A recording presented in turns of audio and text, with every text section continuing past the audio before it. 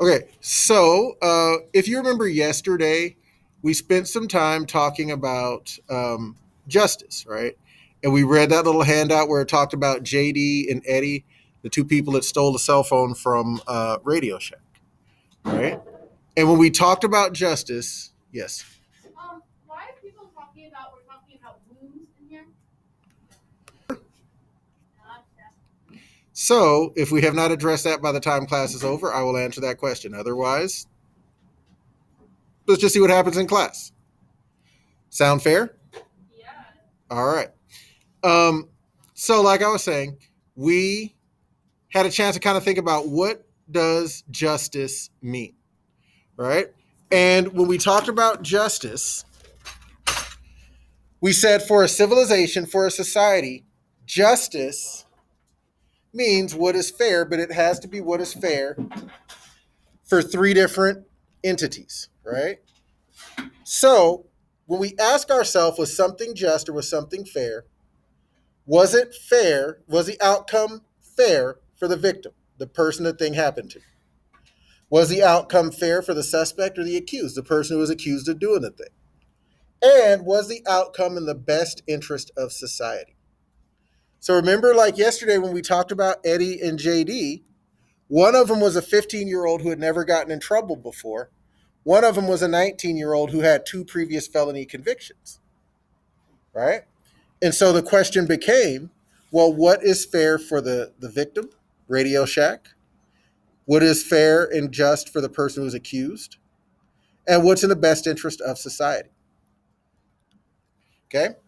So this is going to be important because, and we're not, you can close that because we're not using it. Okay. Yeah, we're not using our computers today, so you can go ahead and close them up. I know something. Can I say something? Really quickly. Okay, so for the thing that's fair, if people are accused, that if they're wrong, if they're wrong, then the person that accused them dies. Yeah, so we saw that in Hammurabi's code, right? Yeah. And that was to protect the accused, so people couldn't just out of nowhere be accused of stuff, right? So here's kind of the thing that we need to think about, and the thing that we need to remember. When we talk about justice, it's not just what we think. It's not just our feelings. We have to look at justice in terms of these three things. Is it fair for the accused, for the victim, and is it in the best interest of society? All right. So does that part make sense? All right. So what I'm giving you now is a Dbq packet. And Dbq stands for document-based questions. It's kind of similar to what you did with Mr. Burke last year when you did your Central America thing. Okay? Now, I will let you know that when we do DBQs, you are going to be doing these in social studies classes in 8th grade and all throughout high school. So our goal for 7th grade is to get you familiar with the parts of a DBQ, to get you to the point where you can effectively answer DBQ questions. Okay? The ultimate goal of a DBQ is to come up with an answer to a question. To come up with an answer to an open-ended question. So for this packet of documents that we have, the big question we're trying to answer is, was Hammurabi's code just? And like we learned yesterday, just means fair. And so as we go through this packet, and please do not work ahead because I will tell you, the way that you answer these questions is a little bit different, and you will probably do it incorrectly if you don't know what you're doing. So we're going to work through this a little bit together. Okay? When we think about was Hammurabi's code fair, was it just? You're going to use this packet and determine, was Hammurabi's code fair for the victim? Was it fair for the suspect? Was it in the best interest of his society? Now, before we kind of dive into this, I want to talk to us about something called cultural relativism. And to be 100% honest, this is something I didn't learn about till college, and I wish I would have learned about it sooner. Okay? So cultural relativism. I'm going to have you say that with me on the count of 3. Cultural relativism on 3. 1, 2, 3. Cultural relativism. So here's what cultural relativism means, basically. Cultural relativism is taking the way that you understand the world and the way that you see the world, and then just assuming that people in other civilizations or other times see the world the same way that you do. Okay? And that can be kind of a dangerous thing. And I'll give us a couple of examples of cultural relativism. One is a thing I think we can all kind of identify with, because maybe it's happened to you, or maybe you've accidentally done this in the past. But one way that I see people having cultural relativism now is when it comes to foods from other cultures other than your own, right? And so have you ever, and you don't have to like raise your hand or share, but just kind of think rhetorically, have you ever been in a situation where maybe you saw a dish or some food from a different culture, and your first thought was, well, that's gross, or that smells funny, or I'm not eating that because of the way that it looks? Or has that ever happened to you where somebody has said something about a food in your culture, like, I don't want to eat that, that looks gross, that's weird. You actually eat that, right? Well, that's an example of cultural relativism, because if you are taking your understanding about food and what seems good or bad to you and putting that on a different culture without trying the food, without having an open mind about it, that's cultural relativism. That's taking your beliefs and the way you see the world and the way you understand things and assuming that everybody else sees it the same way. Does that make sense? Yes? Maybe? So I'm going to give us an example of cultural relativism from history. And here's the thing with this example. I don't agree with this example. Like, I think it's weird and I think it's kind of wrong, but I understand it. Okay? So later in the year, we're going to learn about Greece. One of the things that we will learn about Greece, or one of the things that happened in Greece, was that if you were a man, you couldn't get married until you could prove that you could support a family. So most men in Greece did not get married until their mid to late 20s. So like 24, 25, 26, 27, 28, 29, somewhere. Okay? Now, most women in Greece were married by the time they were 17.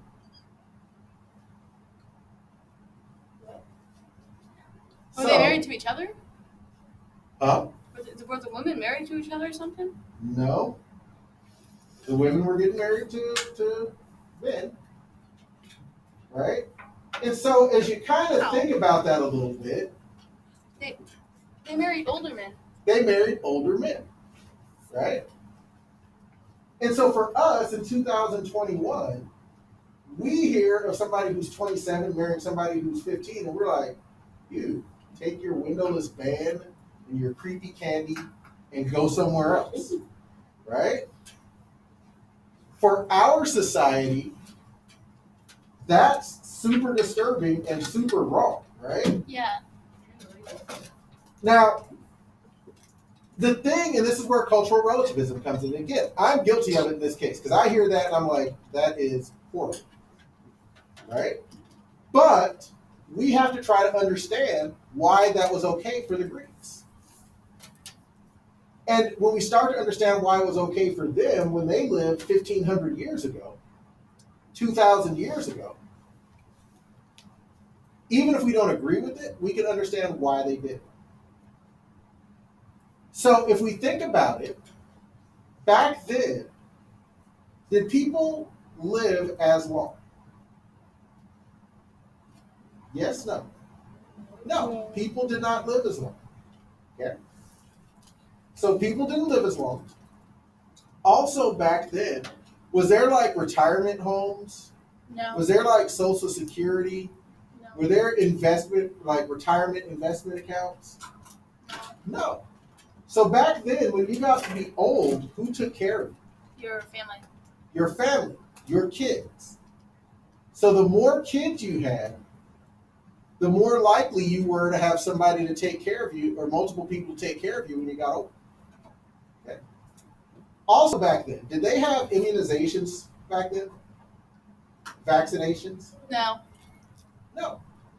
Right?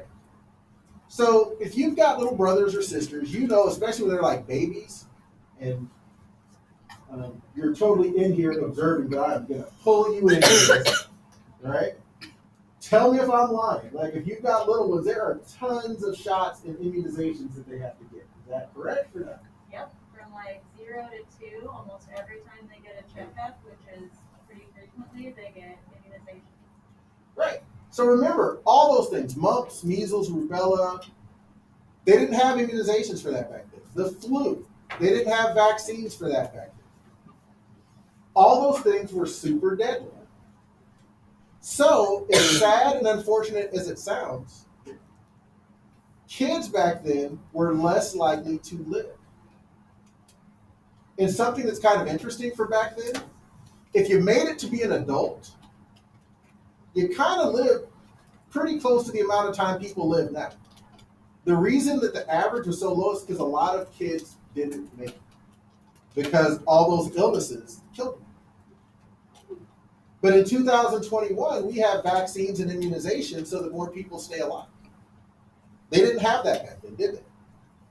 No. Right? And Addie, here's where we start to kind of answer your other question. Right? Also, we know that physiologically speaking, you want to share something? Also, when females are given birth, they can also die from childbirth. Yes. You had midwives and stuff like that, but you didn't have hospitals to go to give birth. So if there were complications, women could die in childbirth. It happened a lot more frequently, where women died in childbirth, where kids died in childbirth, right? In the United States, thankfully, that's something that we don't really have to think about, because most people make it through childbirth safely. But there was no guarantee that the mom or the baby would survive childbirth. You are 100% correct, right? And also, physiologically speaking, and this is where I need us to be mature seventh graders. We've done a good job so far. Can we handle that? Mm-hmm. So, physiologically speaking, women can only have kids for a certain amount of time, right? Most women back then, now it's kind of changed because of medicine and doctors and stuff. But back then, most women, you couldn't have kids after you were like 45 or 50, right? When you hit menopause. Whereas men could continue to have kids into their 50s and 60s and maybe even 70s, right? So, are we starting to see why maybe for them it maybe made a little bit of sense to have things the way that they were, right? Because if you think about it, if women waited until they were 25, 26 to start having kids, well, that's 10 years of having kids that they're missing out on. And remember, they can only have kids for a certain amount of time, right? And I think the biggest thing, and this is interesting to me, like, I think part of the reason why for us in our culture we're like, that is horrifying, is because we have like teenagers, right? So you all are in a spot in your lives where you're not kids, you're not little children, but you aren't considered adults, right? And honestly, that probably causes some arguments with you and your parents sometimes, and all that sort of stuff. But that's only been a thing since like the 1900s. Being a teenager has only been a thing since the 1900s. Before that, you were either a kid or you were an adult. And what made you an adult was when you hit puberty. So for people living in ancient Greece, they wouldn't have thought as a 15-year-old as like a teenager who's not quite a child and not quite an adult. They would have said, you're past puberty, you can have kids, you're an adult. Yeah. So, like, if a girl was like 12, does that mean if a girl was like 12? Well, I see what you're getting at. Yeah. And sort of yes, but I think the age where people kind of start their menstruation cycles has gone down over the years. I think in part because of a lot of the hormones and stuff that are in a lot of the things that we eat. And so, in theory, yes, but people didn't start their cycles as early then as they do now. Did they start around like 15? Is that why they say 15? Yeah, well, it would have been, from what I've seen, usually like 13, 14. So, but, and again, this is especially for the guys, because they're just like, girls, you may or may not understand. But, you know, Yeah. when your cycle first starts, it's not set. It's all over the place, right? Yeah. So, that was part of it too, which is why it was usually 15, 16, 17, because it was a little bit more regular, right? So now, does that help answer your question why we're talking about all this crazy stuff in social studies class? Cultural relativism, right? So again, for us, we look at that and we're like, that was horrifying. But for them, they're like, if you're 15, you're an adult. We need to start having kids so that way when we get older, we'll have people to take care of us. And you can only have kids for so long. So the earlier you get married as a woman, the more kids you could have, the more likely you have somebody to take care of you. Because remember, in Greece, could women work? No. Except for in Sparta, which is a whole different thing, right? So now let me ask you a question. Why do you think I picked today of all days to start talking about cultural relativism? Yeah. Because you decided to. This may be wrong, but isn't there a holiday today that's a part of a culture? Ooh, I don't know. It So was on the morning announcements. No, He it's was like talking- He was Oh, yeah, talking about that thing. something. It was a. No. It's like a new. It's like It's a newer religion. Baholic or something like that. Baha'i? Baha'i. Yes. Oh, it's There's a a holiday for today for that culture, and I was It's like, like Christmas. It's like but for that Christmas. culture. Oh. No, and truth be told, Coach Platt was asking me some questions about how I handle cuts for basketball, so I didn't see announcements this morning. But that's a great guess, but not quite. Here's a hint. What are we talking about today? What are we doing today? justice. We are doing document B. Yeah, we're doing this DBQ that's talking a lot about justice and fairness in Hammurabi's code. So, do you think that it's possible that we might accidentally use cultural relativism when we're trying to figure out if this stuff was fair or not, and think about it with our 2021 brains instead of thinking about it in the time that it happened? yeah. Is that something that we could accidentally do? Yeah. Yeah, right? It is actually kind of easy to do because when we hear a lot of these laws and stuff like that, you might think, that's harsh. That's a little over the top.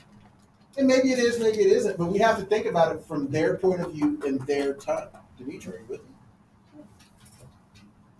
So, part of the reason why I wanted to talk about cultural relativism is because when we start looking at these documents, I don't want you to just think of it in terms of what's good and fair and acceptable in 2021. Because we've had,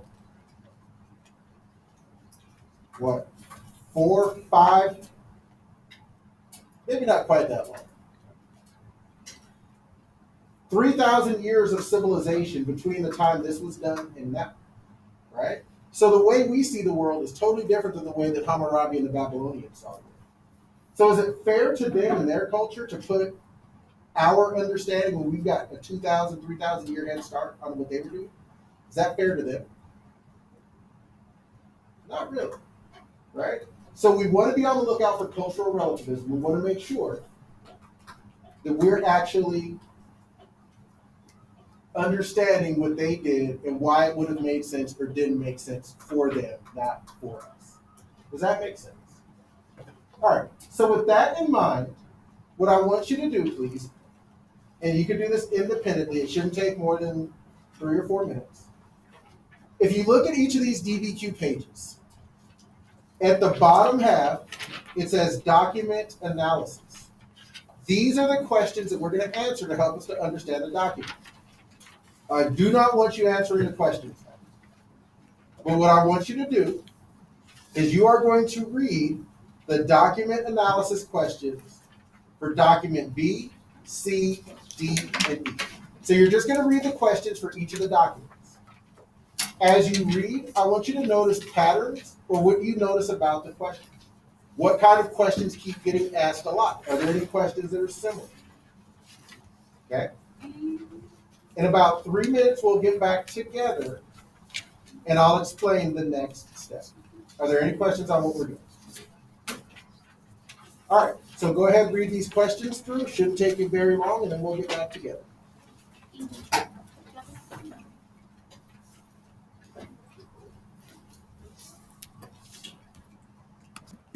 So what were some of the things that we noticed that were questioned, or that we noticed about these questions? There were some similarities, some differences, stuff like that.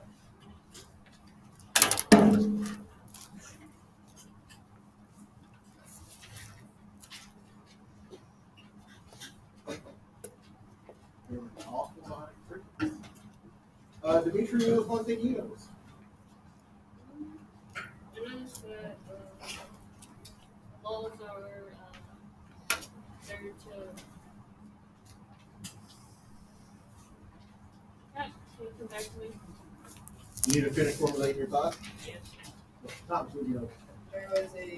There was a line of like text on each page that explains stuff about Hammurabi and All right, so there were 10 lines of text that talked about Hammurabi's code. It was something that was featured in every question set. Thank you. Let's see, Emily, what did you notice?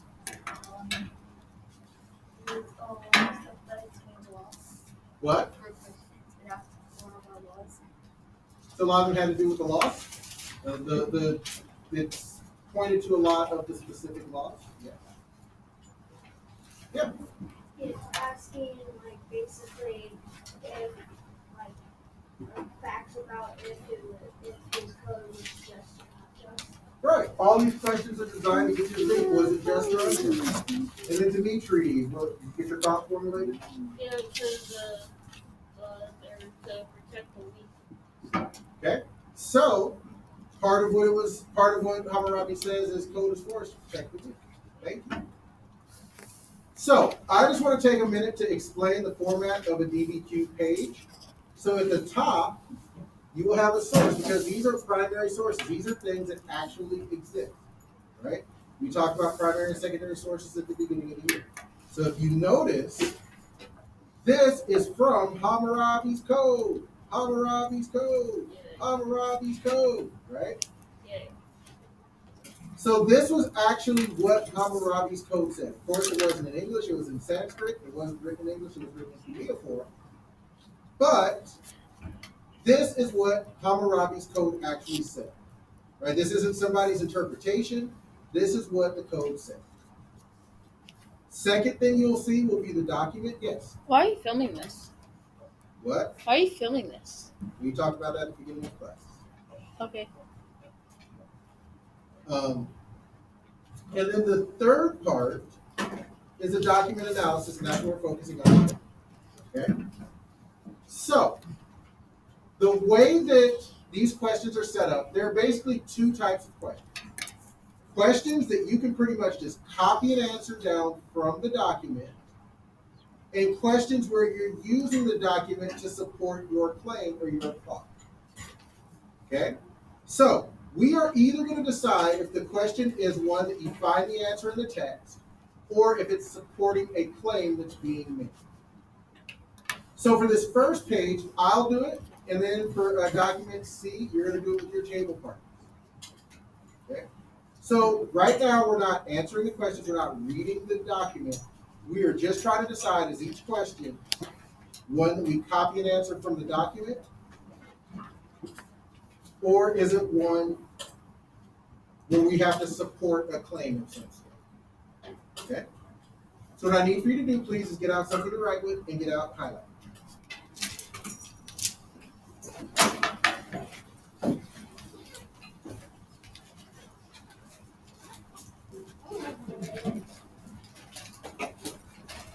That's a statement that I'm assuming that you have a question to follow that statement up. You hope you don't have it.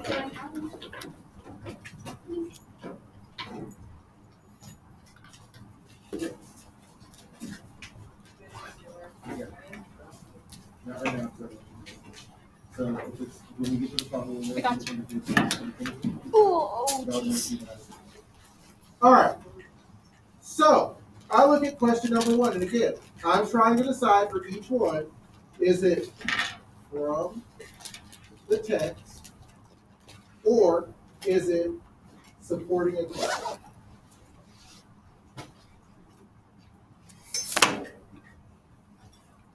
So, question number 1. According to Hammurabi, what was his purpose for having written these laws? Right? So as I look at this, I see this part where it says, according to Hammurabi.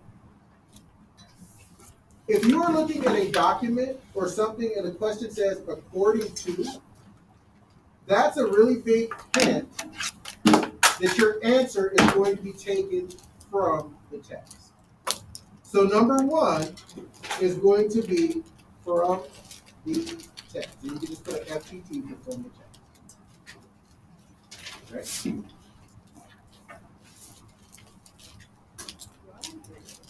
Question number 2. Who commanded Hammurabi to create this monument? So I'm going to highlight the part, who commanded Hammurabi, right? Because in the story, that's going to be one of the people. So this is going to be from the text. And again, if we're writing from the text, that means you can copy down something from the text to answer the question. You don't really have to think about it. You don't have to analyze. You can pretty much just copy and paste. What does Hammurabi threaten will happen to any future Babylonian king who does not follow these laws? So when I look, what does Hammurabi threaten? So I'm looking for threats or curses in here. And this is going to be from the text.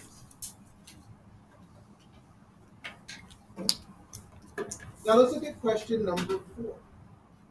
Now please have somebody read question number 4. Go for it. How can you use this document from the rubber? Thank you. So when I see this, the first thing I notice is that it says, how can you use?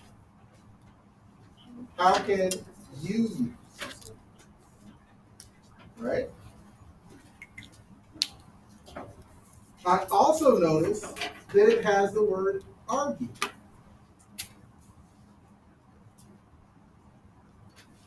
And I also notice that there's a claim. Hammurabi's code was just. So if I look at these things, it's asking me how can I use this information? Is there going to be something that I can cut and paste from here or just copy word for word that's going to talk about how I feel about something?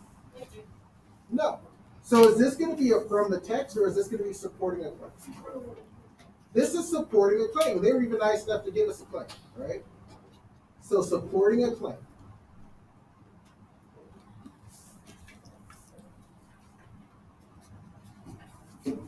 And if I look at question number 5, again, I see the word you use. Anytime it has to do with me, it's probably a claim. I see the word argue. And once again, they're nice enough to give us a claim. Hammurabi's code was not just.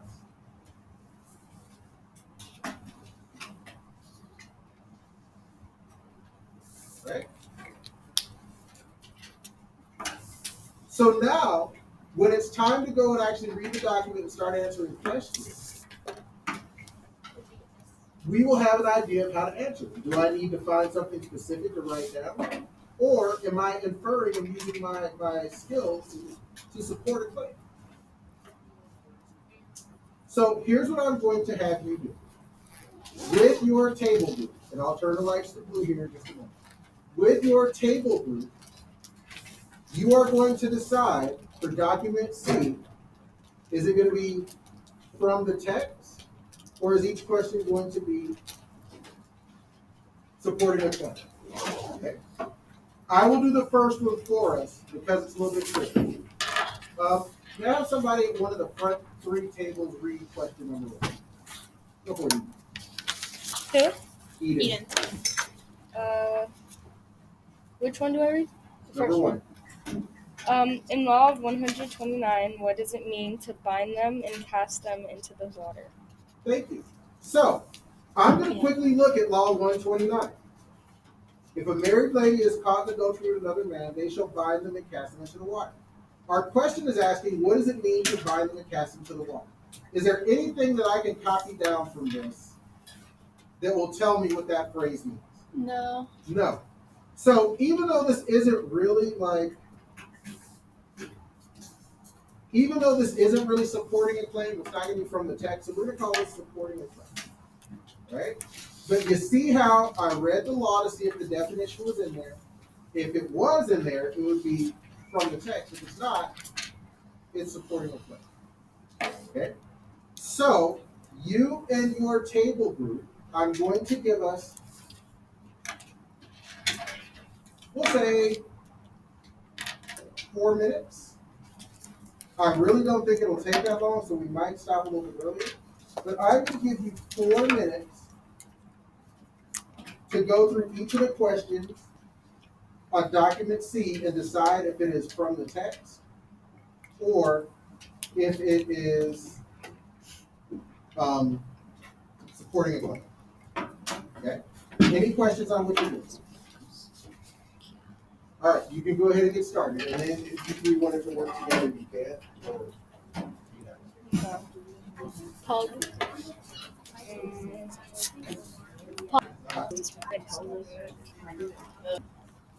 Right? So if we look, if a man is determined to disinherit his son and has declared before the judge, I cut off my son. Right? So it tells us what disinherit means. It means to go to the judge and say, I cut off my son. So there is literally something that we can copy down from our text to answer number 2. So even though the format's the same, this helps to show that you got to look at each question independently because sometimes they like to trick you. And speaking of liking to trick you, if we look at question number 3, how 2 crimes in the document result in physical punishment. What are those crimes? How might Hammurabi argue that these punishments were just? Right? So, spoiler alert, if it says in the document, it's probably going to be from the text. But if you notice, there are 2 questions. So the first question, what are those crimes? We can literally look in the document and see what crimes have a physical punishment. So this first part, you don't have to draw the arrow, I'm just doing this for your benefit. The first part is from the text. But there's a whole other question, and it asks, how might? Right? So this is asking us, how might, whenever you see that, it lets you know that you're going to have to support a claim. You're going to have to support something. So number 3 actually has a little bit of both. Number 4, Hammurabi said that his code was meant to protect the weak. Is there evidence in this document that the code did so? So, Addie, what do you think? Yeah. So is this from the text or is this supporting a claim? From the text. Okay. So, why do you think from the text? What in here, what did you highlight or underline that made you say, yeah, this is a from the text? Well, I didn't really highlight anything, but I didn't highlight anything in the text of that, but to me it sounded like it'd be from the text, so I just put from the text. Okay, so it sounded like it might be from the text? Yeah. If you look at evidence in this document, that would be from the text. Okay. But So, Is there? I also feel like it would be supporting point 2 as well because you have to back up your evidence with something else. okay. Here and then here. Yeah.